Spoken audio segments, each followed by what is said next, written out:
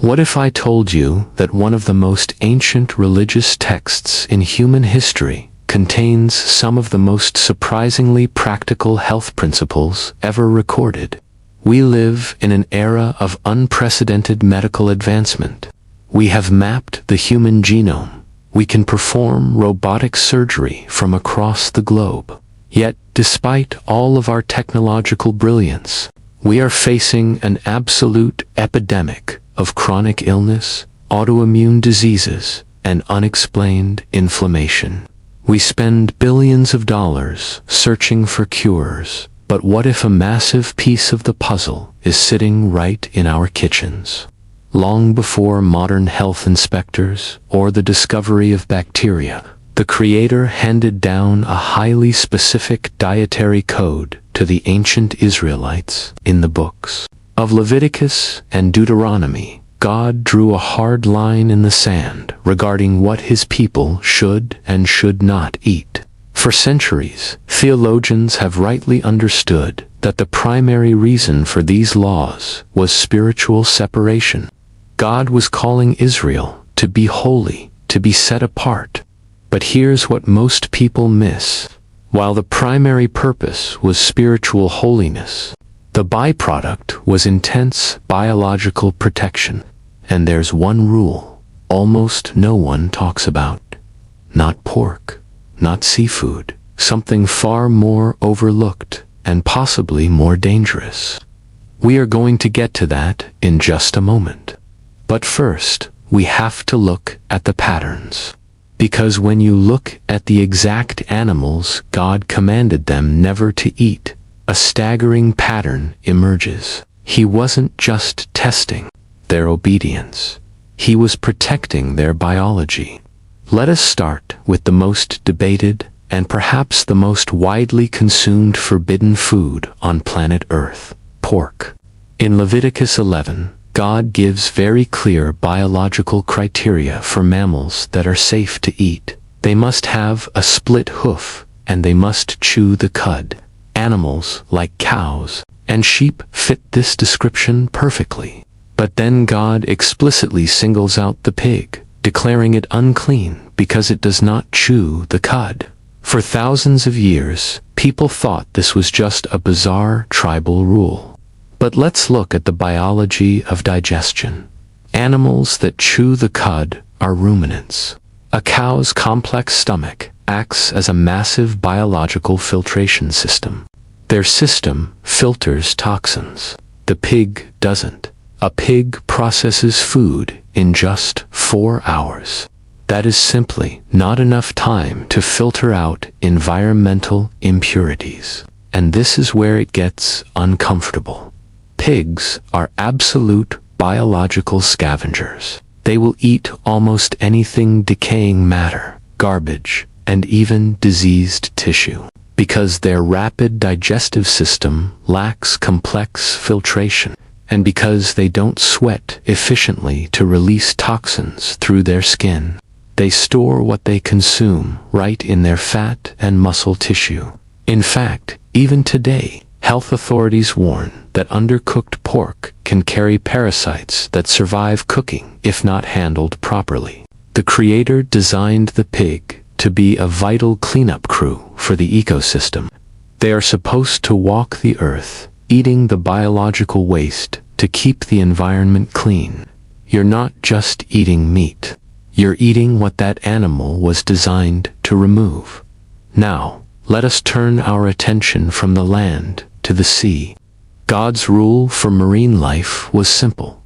You may eat anything that has fins and scales, but everything else is unclean.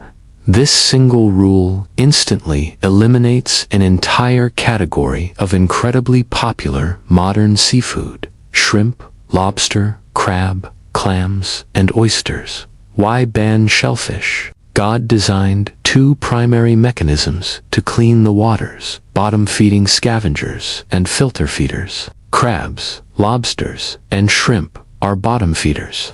They crawl along the dark bottom of the ocean floor, eating dead, decaying matter. They are the undertakers of the deep. And this is what the luxury food industry doesn't want you to think about. When you order oysters, you are eating the ocean's water filters. They act like biological vacuums, sucking in up to 50 gallons of water a day to trap impurities, heavy metals, and pathogenic bacteria. And here's the unsettling part. In polluted waters, these organisms don't just filter, they accumulate. When there is a toxic spill or raw sewage dumped into the ocean, health authorities immediately ban the harvesting of shellfish. Why? Because the oysters and clams absorb all of those toxins directly into their tissue. God's ancient rule was profound. Eat the fish with fins and scales that swim freely in the clean currents, and leave the ocean's sanitation department alone to do its job. Now watch this. Let me give you a rapid-fire historical fact that perfectly illustrates the protective power of this biblical lifestyle. During the 14th century, the bubonic plague wiped out roughly 1/3 of the European population. People didn't understand why. They blamed the air, the stars, even witchcraft.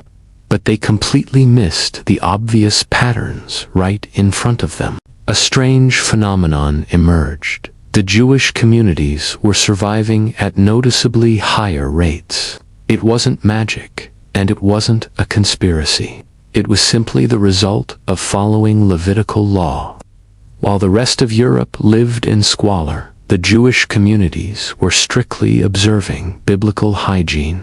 They washed their hands before meals, centuries before germ theory existed. They isolated the sick. They carefully disposed of waste. And crucially, they kept a strict kosher diet. They refused to eat scavengers. Their higher survival rate wasn't just about food. It was the entire system of biblical purity, creating a formidable shield against disease. This brings us to that overlooked, highly dangerous rule I mentioned at the beginning. It wasn't an animal. It was two very specific parts of the animal that God strictly forbade: the fat and the blood. Leviticus 7 forbids eating the shellfish, which is the hard, visceral fat surrounding the internal organs. Today, toxicologists know that visceral fat is one of the primary places an animal's body stores excess toxins, heavy metals, and hormones it cannot immediately process. By burning this fat on the altar instead of eating it, the Israelites were dodging a toxic bullet. The prohibition against blood is even more severe. Leviticus 17 states, "For the life of a creature is in the blood." God commanded that the blood must be completely drained. Biologically, what is blood? It is the ultimate transportation system for cellular garbage. It carries dead bacteria, viruses, and waste away from the cells. When an animal dies, whatever pathogens were circulating in its system remain trapped in the blood. Pouring it out was a profound epidemiological protocol to stop the transmission of disease. Now, we have to address the elephant in the room for modern believers. What about the New Testament? Didn't Jesus declare all foods clean? What about Peter's vision in the book of Acts? Many Christian scholars firmly believe the New Covenant completely lifted these dietary restrictions, as Jesus was teaching that spiritual defilement comes from a sinful heart, not from food. Furthermore, Peter himself interpreted his vision in Acts 10, stating that God was showing him he should not call any person common or unclean. It was about opening the gospel to the Gentiles.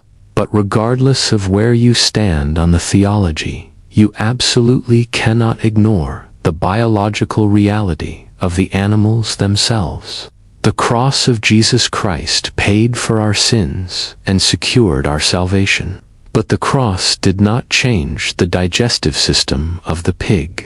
The resurrection did not suddenly transform a bottom-feeding lobster into a clean-swimming salmon. Now here's the real question. Even if you don't follow these laws religiously, why do these patterns still show up in modern health discussions? Why are we suddenly talking about inflammation, toxins, gut health, and processed food in a way that sounds strangely familiar? The entire modern functional medicine movement is essentially telling us to avoid toxic accumulation, to support our body's natural filtration systems, and to eat clean, single-ingredient foods. It's almost like we're rediscovering something we were told to do thousands of years ago. Because, let's be honest, we already know some of this. We just don't want to give up what we enjoy. We are addicted to the convenience and the hyper-palatable flavors. We pray desperately for God to heal our chronic diseases, our sluggishness, and our inflammation, while simultaneously fueling our temples with scavenger meat, highly processed fats, and bottom feeders. We are asking for a biological miracle while actively fighting against biological design. The dietary laws of the Old Testament might not be the strict religious boundaries for the modern Christian, but they serve as an incredibly brilliant owner's manual for the human body. They reveal the mind of a creator who understands exactly how ecology, digestion, and biology intersect. So, I challenge you today. Start making intentional shifts. Swap out the scavengers. Focus on the clean, life-giving foods, the ruminants, the fish with scales, and the plants God provided. The question isn't whether these laws were religious. The question is, how much damage are we doing by ignoring them every single day? Are you going to rethink your next meal based on how these animals actually function in nature? Or do you think this is all just a massive 3,000-year-old coincidence? Let me know your thoughts and your own health journey in the comments below. If this perspective shifted the way you view the Bible and your body, share this with someone who needs to hear it. Honor your temple, seek the truth, and walk in abundant health.